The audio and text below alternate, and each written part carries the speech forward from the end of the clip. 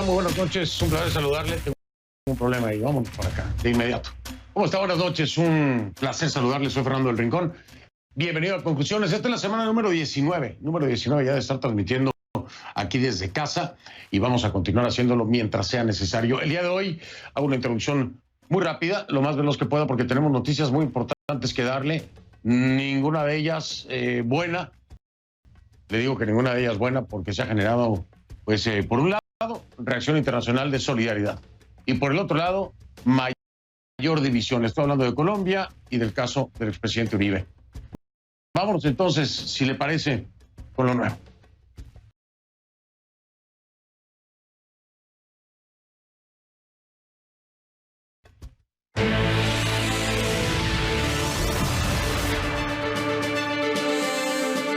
Comenzamos en la capital libanesa que una vez más, como tantas veces ocurrió durante la Guerra Civil, volvió a vivir horas de angustia y de zozobra tras la potente explosión ocurrida en Beirut. Las calles del llamado París del Medio Oriente se llenaron de sangre, destrucción y desconsuelo.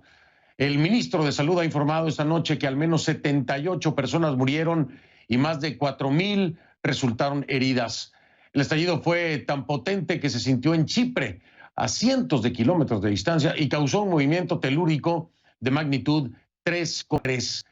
El gobierno decretó este miércoles como día de duelo nacional y el gabinete sostendrá una reunión de emergencia. Aún no se sabe a ciencia cierta cuáles son las causas de la explosión.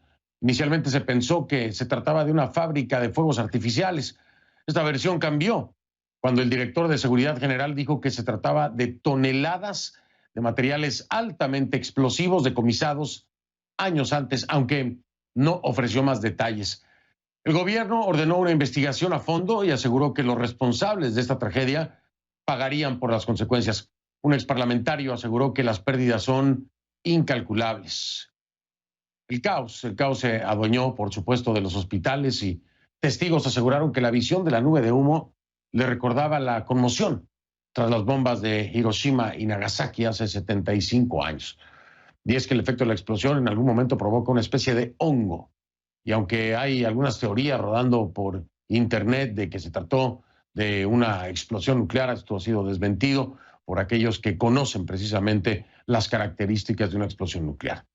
Por su parte, el presidente de Estados Unidos, Donald Trump, ofreció ayuda al Líbano y calificó la catástrofe de ataque. Escuche.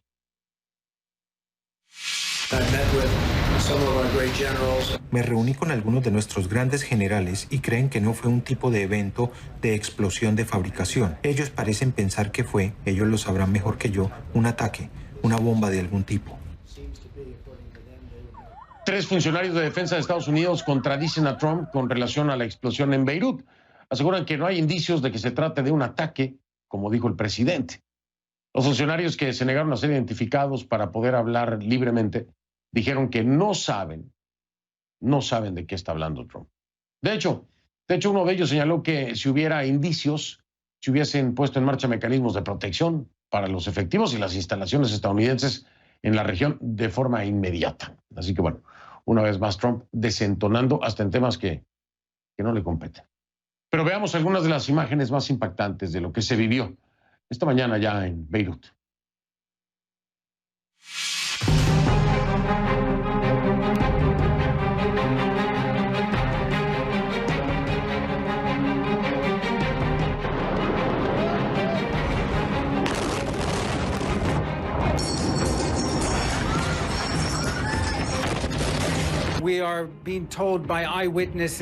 Testigos presenciales nos dijeron que vieron a heridos caminando por la calle. Esa gente estaba siendo asistida por otras personas que resultaron heridas por cristales rotos.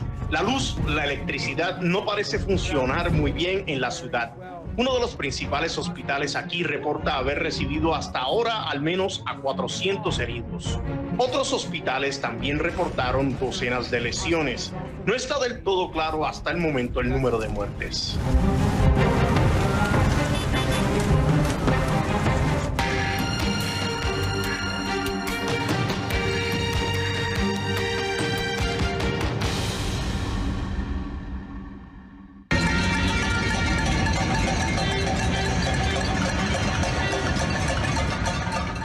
Eso que está viendo y escuchando usted ocurrió en Medellín a las 9 de la noche, hora de Miami. 9 de la noche, hora de Miami, en Medellín. Son cacerolazos en apoyo al expresidente Álvaro Uribe Vélez. Así están a favor y en contra. Por supuesto, hay quienes están a favor de lo que ha ocurrido y hay quienes están en contra, como los de este video y ese cacerolazo, en contra de la decisión que se ha tomado pues en este caso del expresidente Álvaro Uribe Vélez. De eso vamos a estar hablando, por supuesto, es un programa especial dedicado a esto. Le pido que a partir de este momento me acompañe utilizando la etiqueta numeral ConcluUribe. El hashtag es ConcluUribe, la etiqueta ConcluUribe. Sus comentarios, por favor, con este hashtag. A mi cuenta en Twitter, @soyfdelrincón, @soyfdelrincón, ConcluUribe, la etiqueta. Vamos a comenzar esto que le digo, es una edición especial de conclusiones con respecto al tema Colombia, donde este martes la Corte Suprema dictó detención domiciliaria en contra del expresidente, senador y fundador del Centro Democrático, Álvaro Uribe Vélez. ¿De qué se le acusa al expresidente? Bueno, se le acusa de los presuntos delitos de soborno y fraude procesal relacionados con un caso que se sigue en su contra por supuesta manipulación de testigos. ¿Se acuerda usted que él denunciaba y terminó siendo denunciado por esto mismo? Bueno, Uribe siempre ha negado los cargos y este martes lamentó la decisión del Supremo en un mensaje vía Twitter. El exmandatario dijo lo siguiente: la privación de mi libertad me causa profunda tristeza por mi señora, por mi familia y por los colombianos que todavía creen que algo bueno he hecho por la patria. Uribe aún debe enfrentar, por supuesto, un juicio para determinar su responsabilidad. Esa ha sido su única expresión a través de su cuenta en Twitter. Y hace minutos, no más, hace pocos minutos, la Corte Suprema de Justicia de Colombia publicó un comunicado explicando las razones de la decisión que tomó. Consideraron que la medida restrictiva de la libertad de Uribe tiene como fundamento una gran cantidad de material probatorio. ¿Cuál es ese material probatorio? Bueno, incluye pruebas testimoniales, inspecciones judiciales, registros fílmicos, grabaciones e interceptaciones telefónicas que al parecer indican su participación como determinador de los delitos de soborno a testigo y, por ende, fraude procesal. Escucha. La providencia fue adoptada con base en un riguroso estudio jurídico sobre la realidad procesal que indica posibles riesgos de obstrucción de la justicia respecto al futuro recaudo de pruebas de hechos presuntamente delictivos que involucran tanto al senador Álvaro Uribe como al representante Álvaro Hernán Prada Artunduaga. Las conductas reprochadas fueron posteriores al 16 de febrero de 2018, fecha en que la Sala de Casación Penal compulsó copias contra el aforado al archivar una denuncia formulada por él. Después de emitido este archivo, al parecer, con la aprobación del senador, personas allegadas a él habrían emprendido probables actos de manipulación de testigos. Pero la histórica decisión, la primera de este tipo en contra de un expresidente colombiano, ha polarizado al país una vez más, como ya se lo decía yo. Por un lado están quienes creen que el exmandatario es un pilar de la democracia colombiana y tiene el derecho de enfrentar su proceso en libertad. Otros, por su parte, ven la detención como una necesidad judicial tardía. Más allá del debate queda lo indiscutible. Uribe Vélez es una figura reconocida internacionalmente por su lucha firme y tajante en contra de la guerrilla de las FARC, un grupo criminal que por décadas enlutó a Colombia. Sus críticos pueden coincidir, pero aseguran que lo hizo a un costo injustificable para los derechos humanos. Pero vamos hasta Atlanta con nuestra Kay Guerrero, que nos tiene detalles judiciales precisamente del caso en contra del expresidente Uribe. Vamos para allá.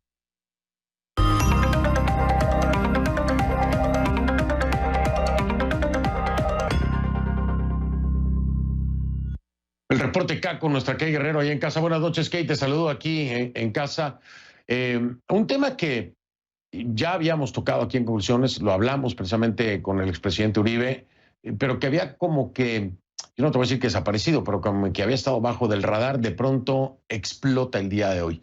Entender el contexto es muy importante, pues precisamente también por el tiempo que ha pasado, así que estoy seguro que nos podrás dar la guía correcta en torno a esto.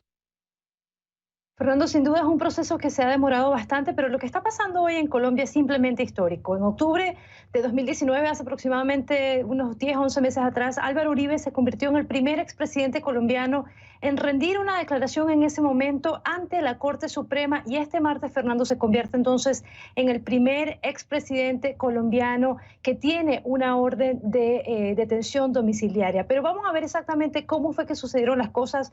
Le voy a pedir al equipo de producción que me ayude a ejemplificar esto, porque el caso comenzó precisamente en 2014, cuando el también senador Iván Cepeda acusó al expresidente Uribe de tener vínculos con el paramilitarismo colombiano, algo que el expresidente, por supuesto, ha negado, Fernando. La acusación de Cepeda fue expuesta en el Senado colombiano, y durante esa presentación, tú recordarás, Cepeda presentó testimonios de antiguos paramilitares que supuestamente conocían sobre las actividades del expresidente Uribe. Y en esa ocasión, concretamente, señalaban al exmandatario y también a su hermano, a Santiago Uribe, de supuestamente haber fundado una rama de las Autodefensas Unidas de Colombia, algo que tanto el presidente como su hermano han negado, Fernando. Pero algo muy importante es que en esta respuesta, como tú decías al principio, Uribe levanta una demanda entonces en contra de Cepeda, una demanda ante la Corte Suprema por fraude procesal y también por calumnia. El expresidente alegó que Cepeda buscaba paramilitares en las cárceles de Colombia para construir un caso en su contra. Cepeda, por supuesto, lo negó y todo llegó a los tribunales. Fue entonces, Fernando, cuando el Supremo desecha los señalamientos expuestos por el presidente Uribe, pero sorpresivamente abre una causa en contra del expresidente por soborno y fraude procesal. Es prácticamente un caso, Fernando, donde el denunciante en esta oportunidad se convierte en el acusado. ¿Cómo es que esto llega a pasar? ¿Cómo es que la Corte llega a esta conclusión? Pues la respuesta tiene un nombre que hoy por hoy, Fernando, es muy conocido en Colombia, es Juan Guillermo Monsalve. Monsalve es prácticamente uno de los paramilitares que brindó testimonio en contra del presidente Uribe, expresidente Uribe, alegando que él conocía de primera mano supuestamente la relación, los nexos que el presidente tenía con el paramilitarismo. En una oportunidad, él dijo, Fernando, que retracta el testimonio, se arrepiente de lo que ha dicho, pero después dijo más adelante que esto se debía precisamente a una presión de uno de los abogados del expresidente, ese exabogado que es una pieza clave, fundamental en este caso. Entonces reconoce que se hizo un pago a esta persona, pero dice que no fue un soborno, sino que se trataba únicamente de una ayuda humanitaria. El presidente Uribe en ese momento dijo que él no sabía nada sobre estas actividades, que él no sabía nada al respecto, y bueno, prácticamente entonces se limita simplemente a lo que había dicho el abogado. Pero Fernando, todo esto se desarrolló, como te decía, hace casi un año, donde se presenta esta orden de detención, pero en el proceso el presidente Uribe ha criticado muchas cosas. Y una de esas cosas, Fernando, tiene que ver con el hecho de que, como dice el presidente, se estarían utilizando escuchas telefónicas que, según él, no fueron colectadas de forma legal. Y también está diciendo que llama mucho la atención que las personas que los están acusando son personas convictas, son personas que tienen causas con la justicia y no necesariamente fuentes confiables. Pero también, Fernando, hay un debate que crece hoy día en Colombia, no solamente de la mano del expresidente, sino de las personas que lo apoyan. Y esto es en el ámbito político, que dicen, ¿cómo es posible que en Colombia tengamos un sistema donde, por ejemplo, las personas de la FARC, los exguerrilleros de la FARC, puedan llevar sus procesos en libertad o puedan ser exonerados de causas muy graves como asesinato, secuestro y otras causas que han implicado a la FARC por muchos años, pero entonces un presidente se ha puesto en detención domiciliaria sin siquiera haber sido acusado? Como te digo, ese es el debate que se vive ahora mismo en Colombia. Es un debate que ha repetido el presidente Iván Duque en una presentación, en un video que expuso más temprano el día de hoy. Pero por supuesto, Fernando, hay aquellos que dicen que nada que ver, que simplemente era algo que se tenía que hacer y que en Colombia llegó la justicia, Fernando. Y por supuesto, de entrada, el senador Cepeda, ¿no?, que sería una de las figuras principales en torno a lo que primero fueron acusaciones en su contra y que después, como decías tú, se voltean las mismas acusaciones en contra del expresidente Uribe. Pero sí es difícil entenderlo, ¿no? Es decir, es muy bizarro pensar en los crímenes que cometieron integrantes de las FARC, que están en libertad, y el expresidente Uribe, pues ahora en detención. Y además, fuera del Senado, ¿no? es como que las FARC en el Senado y el expresidente preso. Es difícil de entenderlo, es difícil, muy difícil de entenderlo. Con esto no quiero decir que sea inocente o culpable, ¿no? Esto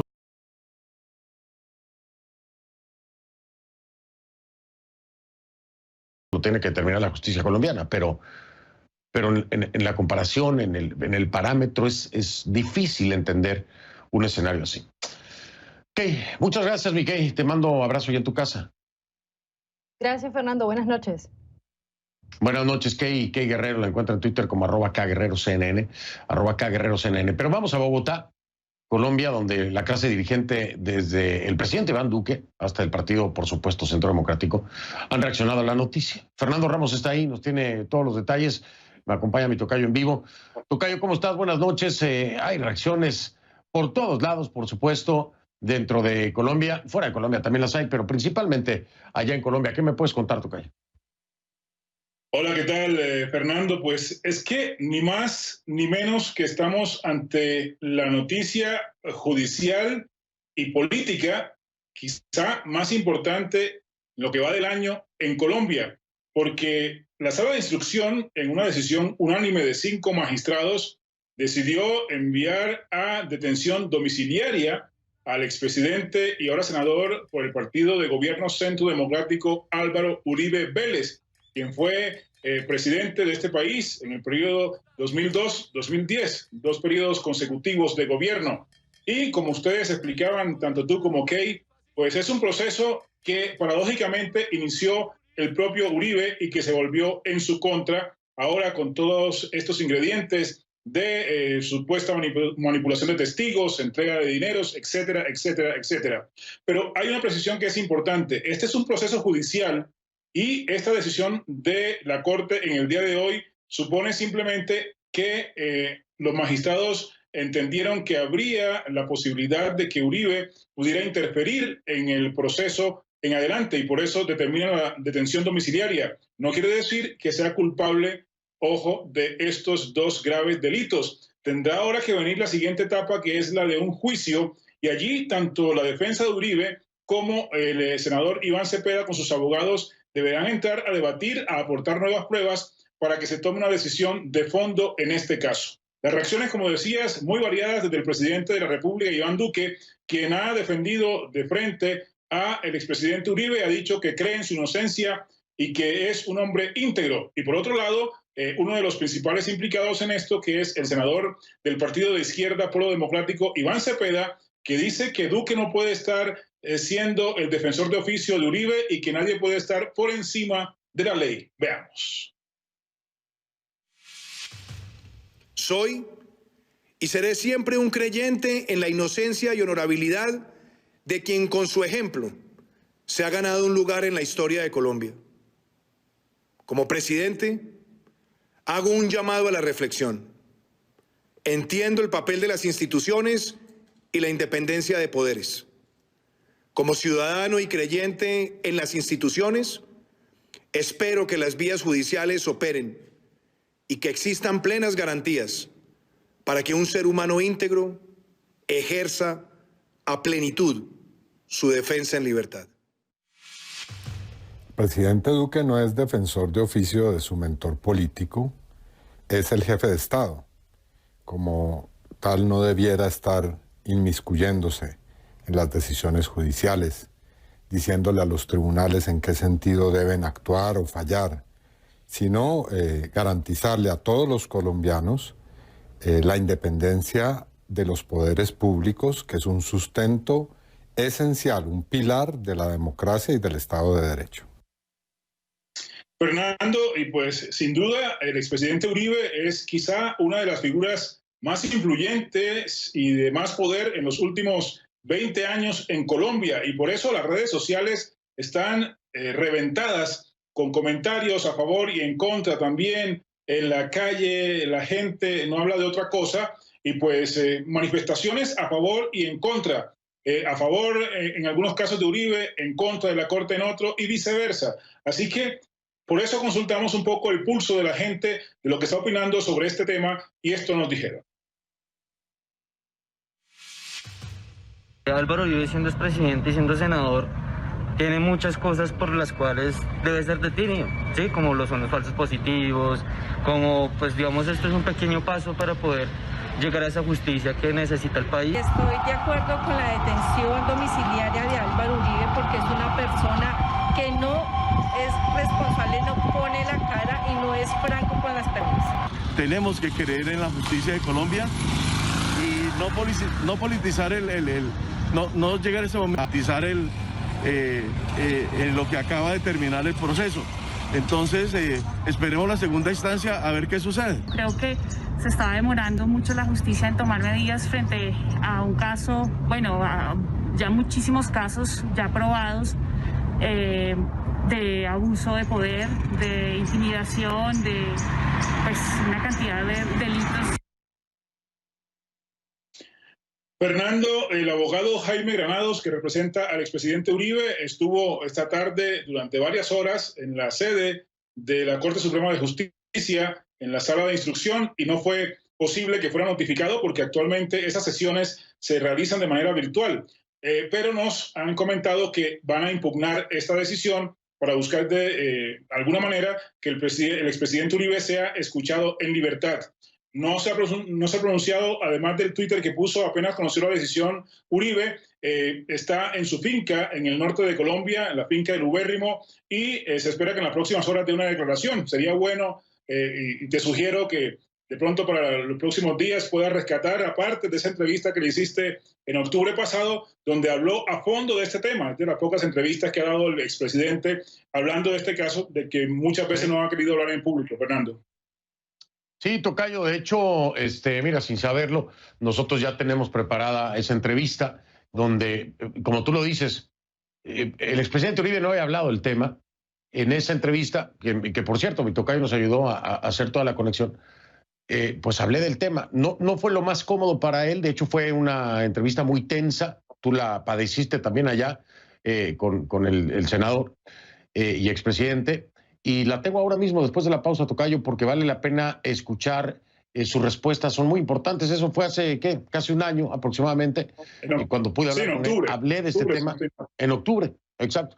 Insistí en el tema, se incomodó demasiado, pero ya ahí nos dio la oportunidad de saber un poco más cuál era su sentir y como tú dices, pues no sé, con casi nadie más habló del tema como lo hizo con nosotros, tocayo.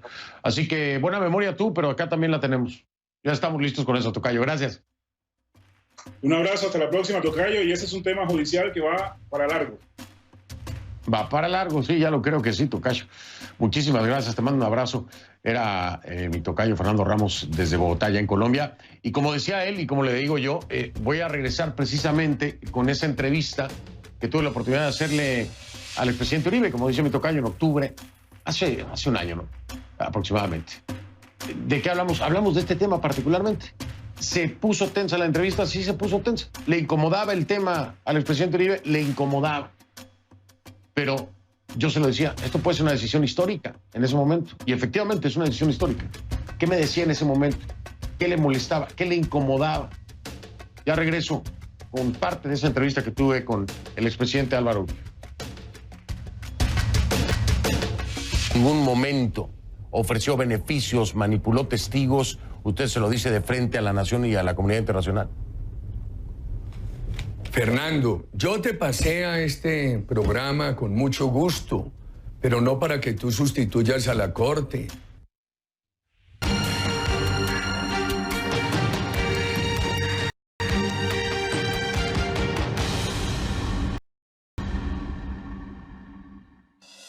El año pasado, hace casi un año exactamente, fue en septiembre del año pasado, entrevisté al expresidente Uribe.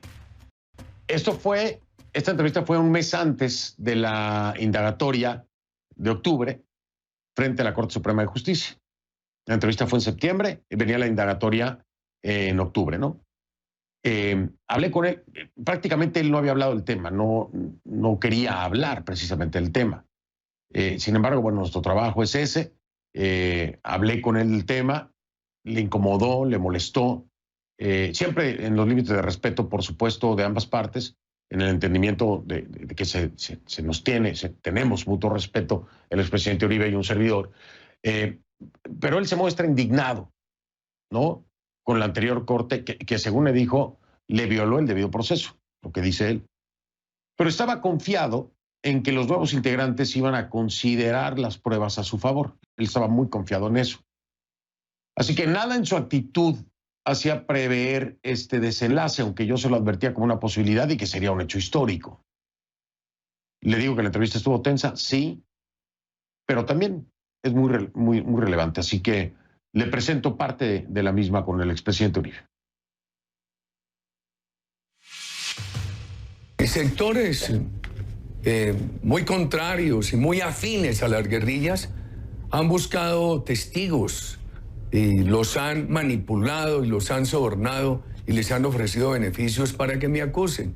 Inicialmente el caso contra mí fue muy injusto. Fue un proceso de 2012 y lo guardaron hasta el proceso electoral de 2018. Y a mí me notifican una indagatoria sin haberme informado del proceso, sin haberme dado la oportunidad de llevar pruebas, de controvertir lo que ellos tenían. Y la infamia me la quito encima.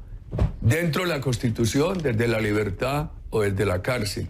Es un tema también de honor. Eso que acaba de decir es sumamente importante, expresidente Uribe, porque si bien es cierto que lo escucharán, también van a definir su situación jurídica. Esto puede llevarlo a un aseguramiento, a que se le detenga, o a que le dé libertad plena bueno, no libertad plena, sí, libertad plena para seguir avanzando en el proceso. ¿A qué le apuesta? ¿A que estará en libertad? No, a mí... ¿O piensa que hay posibilidades de aseguramiento? No, a mí me violaron el debido proceso, no le quepa la menor duda. ¿Cómo es que me llaman a una indagatoria? Usted... mire, los magistrados auxiliares... ¿Usted cree que sí le violaron el proceso? Por supuesto, pero hay dos momentos. Lo que pasaba en la Corte en ese momento, ahora yo confío que con unas reformas que han hecho allí, los magistrados están examinando las pruebas, están oyendo testigos, confío que esclarezcan todo, pero claro que me violaron el proceso. Por ejemplo, a mí me hicieron 21.000 interceptaciones telefónicas. A las llamadas, a los mensajes. No hay una palabra mía que viole la ley. Expresidente Uribe, ¿por qué se le dio, como dicen en mi país, por qué se le dio vuelta la tortilla? ¿A qué atribuye usted que la denuncia, por lo que hoy lo están investigando usted, era en contra de Cepeda? Y de pronto ahora usted es el investigado y entonces tendrá que ir a indagatoria. ¿A qué atribuye usted esto? Hay que mirar las posiciones políticas. Usted conoce cuáles son mis ideas. Y entonces, esas personas han sido personas muy afectas a la FARC. Eso es clarísimo. Entonces, usted dice que cambió la tortilla. Hombre, es muy claro. Yo no permito que yo enfrento la manipulación de testigos contra mí. Y la Corte, en lugar de escucharme, en lugar de hacer diligencias, porque yo le escribí a la Corte, por favor, recibirle una declaración a Juan Carlos El Tuzo Sierra, que él ha dicho esto en Miami. Nada hizo la Corte. Hay muchos testigos que han dicho que los manipularon, y eso en contra mía, que fueron a ofrecerles beneficio. Y eso es lo que está ahora en proceso. La Corte los está llamando a todos. Ahora está haciendo lo que debió hacer la Corte antes de llamarme a indagatoria. Usted le dice hoy a la comunidad internacional y a los colombianos, para cerrar el tema con toda certeza, con toda claridad y de frente, nunca usted ni tampoco nadie como Diego Cadena, por ejemplo, que sale mencionado, abogado del expresidente Uribe, ni nadie más en ningún momento ofreció beneficios, manipuló testigos. Usted se lo dice de frente a la nación y a la comunidad internacional. Fernando, yo te pasé a este programa con mucho gusto, pero no para que tú sustituyas a la Corte. Yo le he dicho a los colombianos clara, contundentemente, 1 y 1000 veces, y por eso enfrento todo con claridad y con fuerza. Jamás he violado la Constitución y la ley. Si tú preguntas por las 21.000 interceptaciones contra mí que hicieron en mi teléfono, 12.000 llamadas o 9.000 llamadas y 9.000 llamadas o 9.000 mensajes de texto, encontrarás que no hay una palabra mía en conversaciones con muchos colombianos, con Diego Cadena, con mis otros abogados, con el uno, con el otro. No hay una sola palabra mía que viole la ley. Yo no me voy a poner aquí a contestarte a ti como que tú fueras el investigador de la Corte. Simplemente te invito para que como periodista hagan mirar esas 21.000 interpretaciones y concluyas si estoy diciendo la verdad o no, porque tampoco me puedo dejar someter al banquillo de tu persona, Fernando. Te lo digo con todo respeto. Tú eres un periodista y yo soy un dirigente público que ha asumido unas posiciones muy claras en América Latina en defensa de la democracia. Simplemente el desafío que yo he propuesto es: no hay una palabra mía en esas 21.000 interceptaciones de la cual pueda decirse que violé la ley. Bien, pues lo escuché con mucha atención, expresidente Uribe. Difiero de lo que me ha dicho, con todo respeto, como siempre lo hemos tenido entre usted y yo, pero las preguntas se pueden hacer, todas y cada una de ellas. En ningún momento intenté sustituir o fungir como si fuera yo un fiscal, no. Era preguntarle, como se le pregunta muchas veces a uno si se está diciendo la verdad. No, porque me pones que mirando a la cara, que una cosa y la otra, que mirando a la cara, que una cosa y la otra. No, yo no he sido un bandido. Yo me he gastado la vida luchando por defender la democracia en América Latina. Y cuando aquí triunfaba en toda América Latina el chavismo, la mía era la única voz contra el castrochavismo. Yo he tenido una vida de lucha muy larga, estimado Fernando. Y nadie le cuestiona eso, ¿eh? Y nadie le cuestiona eso, ¿eh? Yo soy el primero en reconocer ese frente que se hizo por parte de usted y su gobierno. Y te digo una cosa, por ejemplo, he ejercido mi vida pública y mi vida privada con total honradez. Cada rato desafío y digo, no me he robado un peso. Si hay un contratista, uno de Brecht, otro, que diga, que pueda decir que me ha dado dinero o que me ha intentado sobornar, que diga. Y lo he dicho a lo largo de mi vida porque he procedido con toda honradez y por eso me meto en todas las candelas. Y lo sé. Pero bueno, esa no era la intención de la pregunta. La pregunta tenía el derecho a hacerla, a lo mejor no la hice como le hubiera gustado, pero ahí está. Y le agradezco. No, también me entiendes que yo tenía el derecho, yo tenía el derecho a responderla, Fernando. También me entiendes eso. Claro, por supuesto. De eso se trata siempre. Bueno, pues lo ve usted siempre de una forma civilizada. Esta charla que se puso tensa, evidentemente era un tema que lo incomodaba mucho. Y bueno, finalmente, usted ya vio, no tengo que contarle lo que ocurrió. Lo cierto es que él me dice, yo por eso siempre me meto a la candela. Y ahora sí está metido en una candela que ya de por sí es histórica, que hay que subrayar y dejar bien claro, ¿no? Hay que dejarlo bien clarito. Esto que se acaba de decir hoy por la Suprema no es o no hace o determina al expresidente Álvaro Uribe como culpable. No. Determina que debe enfrentar el proceso con arresto domiciliario, con arraigo domiciliario. Es una gran diferencia. Es decir, el proceso continúa, pero le han impedido la movilidad y lo han dejado en casa. Él tendrá que definir cuál es el domicilio en el que pasará el proceso, pero esto no lo hace culpable, no se ha determinado así. Lo quiero dejar bien claro, ¿no? Voy a hacer pausa. Al regresar voy con mi invitada de esta noche. Ella es María Fernanda Cabal. María Fernanda Cabal, senadora colombiana por el Centro Democrático, por supuesto, pro Uribe, pro expresidente y pro senador Álvaro Uribe. Voy a hablar con ella al regresar.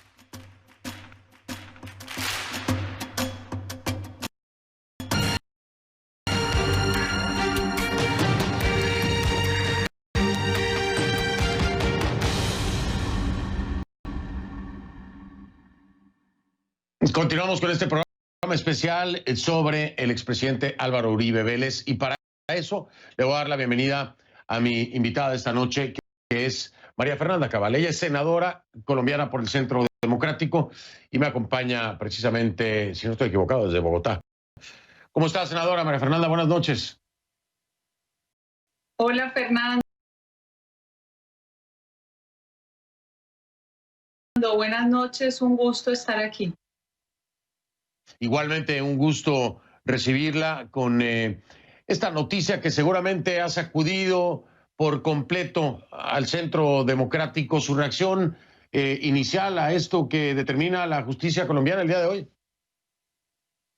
Una tristeza profunda, Fernando, no solo como senadora del Centro Democrático, que nos ha tocado batallar durante los 8 largos años de Juan Manuel Santos, que fue electo por Uribe, que traicionó su legado, y ya vemos en qué resultó finalmente esta política.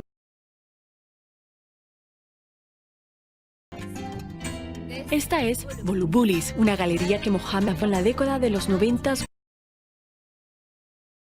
Que traicionó su legado, y ya vemos en qué resultó finalmente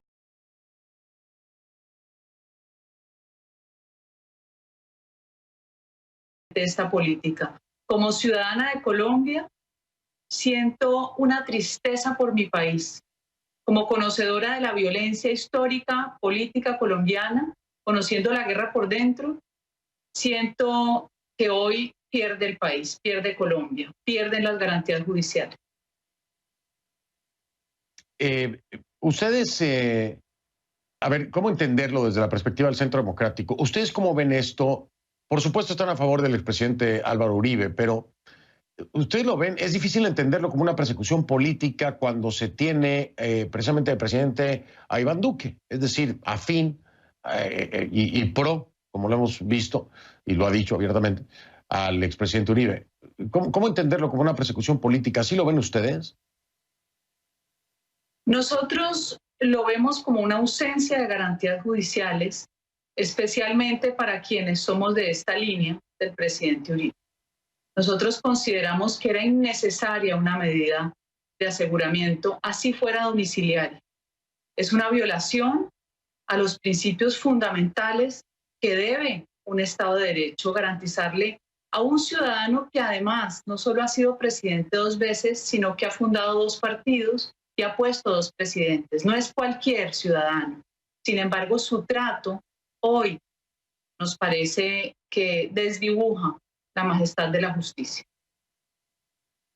¿Y a qué atribuyen ustedes esta decisión? Es decir, si para ustedes no era correcta, han sido violadas sus garantías, ¿cuál es la causa de esto? ¿Por qué la justicia colombiana se prestaría para hacer algo así, determinar el aseguramiento del expresidente Álvaro Uribe, si según ustedes están violando sus garantías? ¿A qué atribuyen ustedes este proceder? Si fuera así, claro. Nosotros lo consideramos así porque es una pelea que viene desde la primera presidencia del presidente Uribe, cuando tuvo serias confrontaciones con magistrados de las altas cortes. Se ha tratado en muchas ocasiones de hacer una reforma a la justicia porque ellos no tienen juez, no hay quien los juzgue. Se planteó en su momento un tribunal de aforados y se cayó. Las reformas a la justicia han sido fallidas y uno no puede pretender tener un ordenamiento jurídico donde haya personas que no tienen juez, no tienen quien los juzgue. El diseño institucional está mal planteado. Incluso Colombia hoy es un país que tiene 5 altas cortes. Si el ciudadano se diera cuenta de lo vulnerable que es frente a su propia libertad en cuanto a ese diseño institucional, pensaría en una reforma urgente.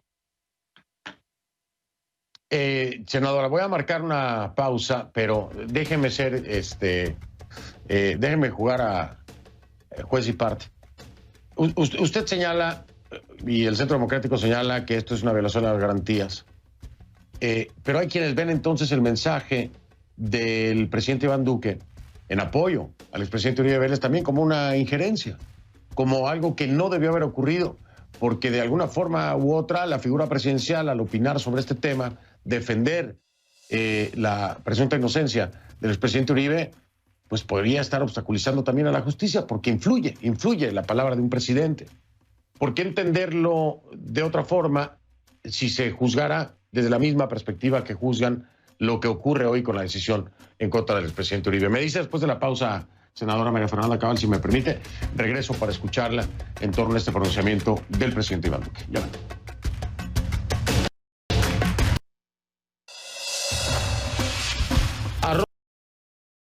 Soy F del Rincón, esa es la cuenta en Twitter, @soy F del Rincón en Twitter. En Instagram, la cuenta es F del Rincón.